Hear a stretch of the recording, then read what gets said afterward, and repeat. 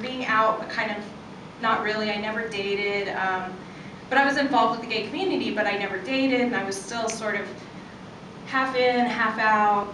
I don't even know how to explain it. It was just a really weird time.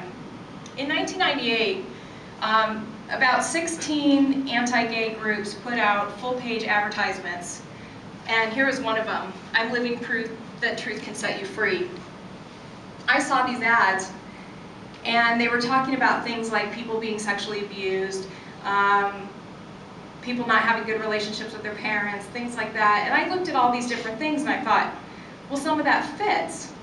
You know, I need to check this out. Daniel mentioned NARTH because he saw the founder of NARTH for Therapy. But NARTH's website has on it all kinds of things that look like science and look like scientific sounding studies, things like that. So I went on there and I thought, oh my gosh, there's science behind it. This is great, I'm gonna do this. So at the end of 1998, I actually moved to Denver to become ex-gay, to go to program here. And if it seems weird that I'm using notes to tell my own story, it's because I'm doing a condensed version so that we don't go over time.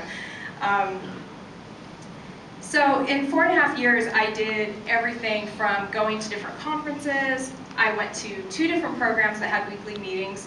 I did reparative therapy with a reparative therapist. I did casting out of demons. So I once went down to Colorado Springs and had a 6-hour session with people where they were casting demons out of me. And I paid for that.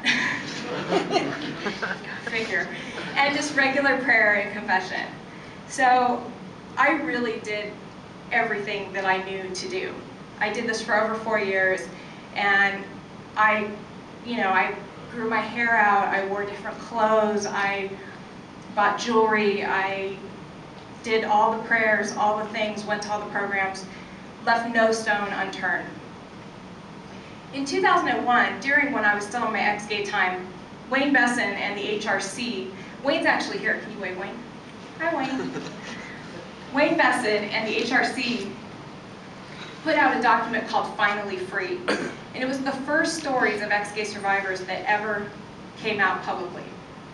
I actually read this, I got a hold of it somewhere and I read it, and I started looking at it and I couldn't even finish it because it so threatened the way that I was living. So I had this moment in 2001 where I had this glimpse that this was not all there was, but I couldn't even sit with it for very long. Then in 2003, after seeing several ex-gay leaders fall, and if any of you know about John Polk, who was on the board of Exodus and was a very famous ex-gay, also featured in these ads, he was caught in a gay bar in Washington, D.C.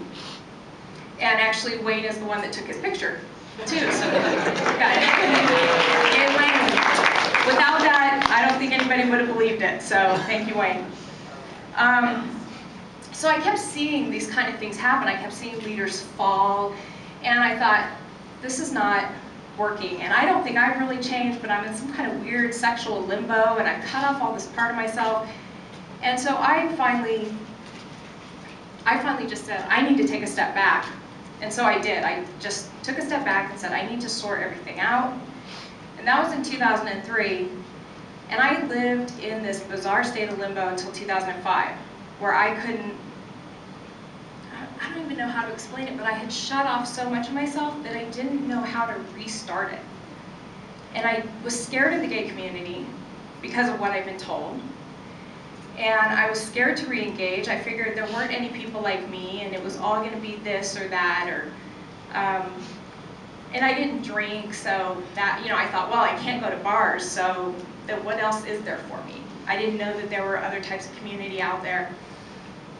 And finally, in 2005, I saw a good friend, who's now a good friend, do a show called Doing Time in the Homo Nomo Halfway House. It was a wonderful one-man play about his time in the ex-gay movement. And when I saw it, I started crying, and it opened everything up for me.